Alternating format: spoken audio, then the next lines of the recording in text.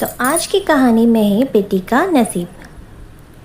लाजो गांव के कुएं से पानी भरकर घर की ओर जा रही थी।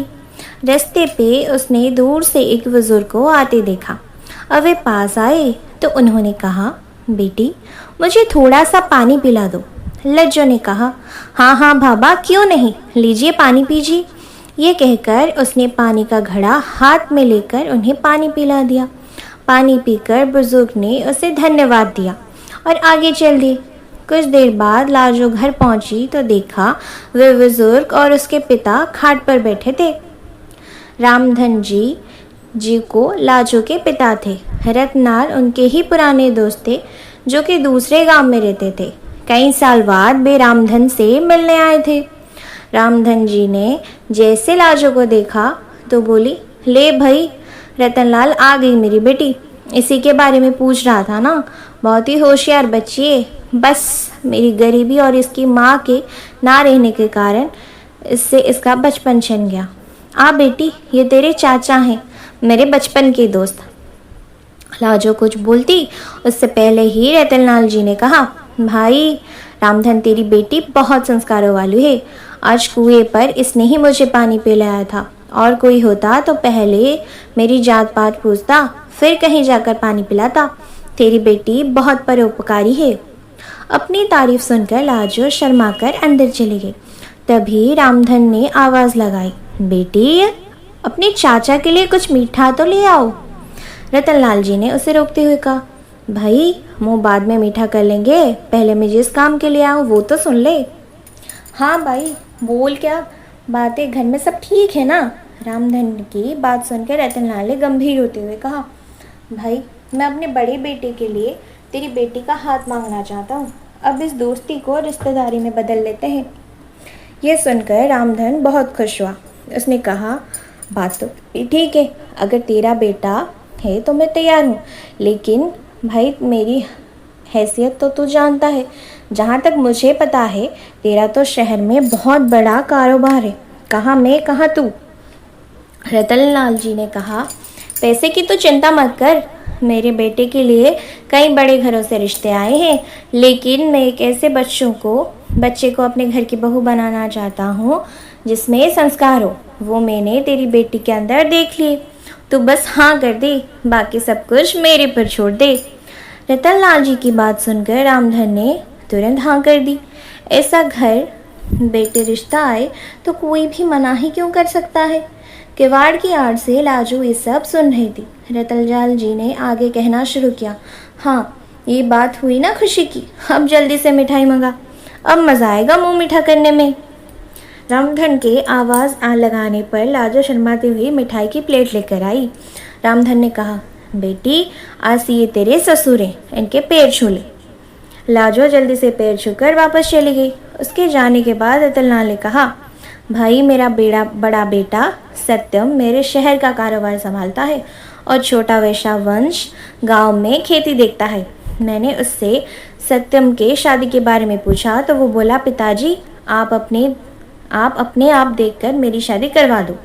रामधन बोला, हाँ भाई, बड़े नसीब से मिलते हैं ऐसे संतान जो माता पिता की सम्मान करते हो। मेरे तो भाग खुल गए। मैं तो हमेशा इसी चिंता में था कि इस बिन माँ की गरीब बच्ची में कौन अपनाएगा। रतनलाल जी भी बोले, बस अब तो चिंता मत कर, मैं शादी का सारा इंतजाम कर लूँगा। अच्छा अब मैं चलता हूँ। रतनलाल जी अपने घर के लिए निकल गए। उनके जाने के बाद रामधन ने घर में जाकर लाजो से पूछा, बेटी तो खुश तो है ना इस रिश्ते से? लाजो बोली, पिताजी मेरे जाने के बाद आपका ध्यान कौन रखेगा, मुझे नहीं करनी शादी। रामधन बोला, बेटी ऐसा ना बोल, मैं अपना ध्यान रख लूँगा, बड़े नसीब से ऐसा रिश्ता मिलता है। रतनलाल को मैं बचपन से जानता हूँ, उसके घर में तुझे कोई परेशानी नहीं होगी। कुछ दिन बाद पास के गांव में दो लोग आए और रामधन को शादी का शुभ मुहूर्त बताकर चले गए। उन्हें रतनलाल जी ने भेजा था। अब रामधन शादी की तैयारियों में जुट गया।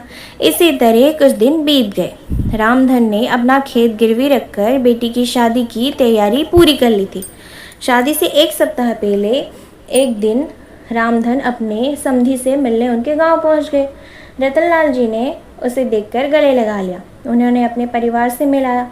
अपने होने वाले दामाद सत्यम से मिलकर रामधन बहुत खुश हुए। रतनलाल जी ने कहा, भाई तू यहाँ आया है, ज़रूर कोई बात है। क्या बात है? रामधन हाथ जोड़कर बोला, नहीं भाई, मैं तो बस ये बताने आया था कि मैंने शादी की पूरी तैयारियां कर ली है। आप एक बार आकर देख लो, कुछ कमी लगे तो बता देना, जिससे आपके मेहमान के सामने आपको शर्मिंदा ना होना पड़े। रतनलाल जी ने कहा, हाँ हाँ, मुझे पता है, तेरे पास के एक ही खेत था, तूने वो भी गिरवी रख दिया, उसी पैसे से सारी तैयारियां की है ना।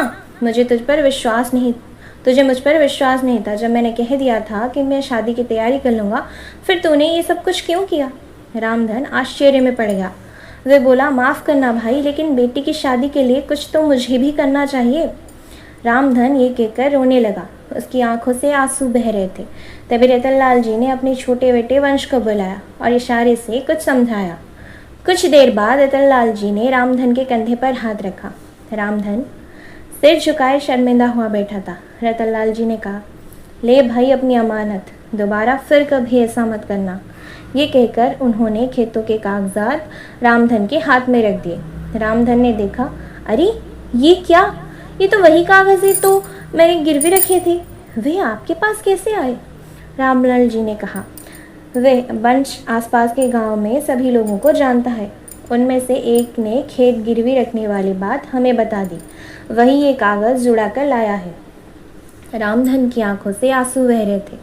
रतनलाल जी ने उसे गले लगा लिया और बोला, भाई खेत ही गिरवी रख देगा तो कर्ज कहाँ से चुकाएगा और खाएगा क्या?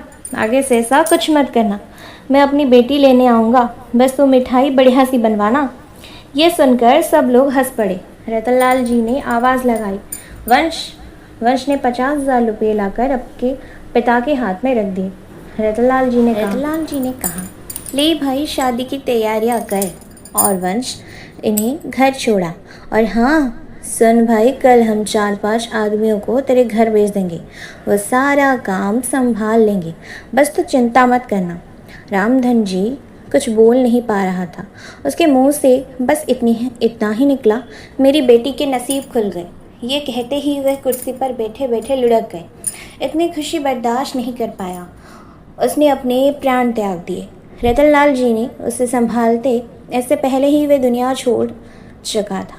रतनलाल जी अपने दोस्त से लिपट कर रोते रहे। वे अपने दोस्त की अंतिम यात्रा लेकर उसके गांव पहुंचे। लाजो को जब ये बात पता चली तो वह रोते रोते बेहोश हो गई। रामधन का अंतिम संस्कार किया गया। रतनलाल जी ने अपने परिवार के साथ वहीं रुक गए। 13वीं के एक सप्ताह बाद उन्होंने सादा तरीके से सत्यम और लाजो की शादी एक मंदिर में करवा दी। लाजो के चमकते नसीब की खुशी में रामधन अपना जीवन जीना भूल गया था।